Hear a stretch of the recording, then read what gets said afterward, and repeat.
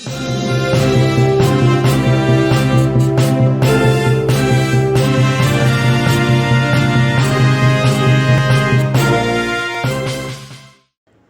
പായം സ്വദേശിയായ യുവതിയുടെ ആത്മഹത്യ ഭർത്താവിൻ്റെയും കുടുംബത്തിൻ്റെയും പീഡനത്തെ തുടർന്നെന്ന് പരാതി.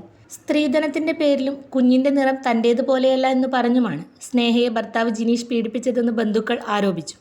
ജിനീഷിനെ ഇരിട്ടി പോലീസ് കസ്റ്റഡിയിലെടുത്തു. തൻ്റെ മരണത്തിൻ്റെ ഉത്തരവാദിത്തം ഭർത്താവിനും ഭർത്താവിൻ്റെ കുടുംബത്തിനുമാണെന്നാണ് സ്നേഹയുടെ 2 വരി ആത്മഹത്യാക്കുറിപ്പ്. 5 വർഷം മുൻപായിരുന്നു സ്നേഹയും ജിനീഷും തമ്മിലുള്ള വിവാഹം നടന്നത്.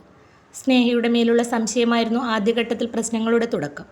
കുഞ്ഞ് പിറന്നതോടെ കുഞ്ഞിൻ്റെ നിറത്തിൻ്റെ പേരിലും സ്നേഹയെ ഉപദ്രവിച്ചെന്നാണ് പരാതി. സ്ത്രീധനമായി നൽകിയ സ്വർണം കുറഞ്ഞുപോയി എന്ന് പറഞ്ഞ് പീഡിപ്പിച്ചെന്നും ആരോപണമുണ്ട്.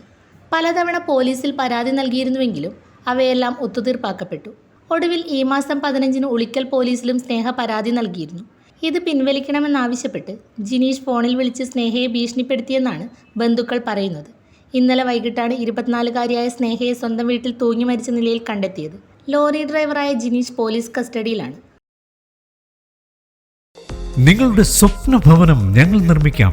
മികച്ച നിലവാരത്തിൽ നിങ്ങളുടെ ബഡ്ജറ്റിനനുസരിച്ച് ഡയമണ്ട് ഇന്റീരിയർ ആൻഡ് ബിൽഡാർക്കിലൂടെ interior and exterior designing, construction, interior വർക്കുകൾ, പ്ലാൻ, എസ്റ്റിമേഷൻ, സൂപ്പർവിഷൻ, ഡോക്യുമെന്റേഷൻ, ആധുനിക നിർമ്മാണ രീതികളും വർഷങ്ങളുടെ പരിചയസമ്പത്തും 100% വിശ്വസ്തയോടെ ചെയ്തു നൽകുന്നു.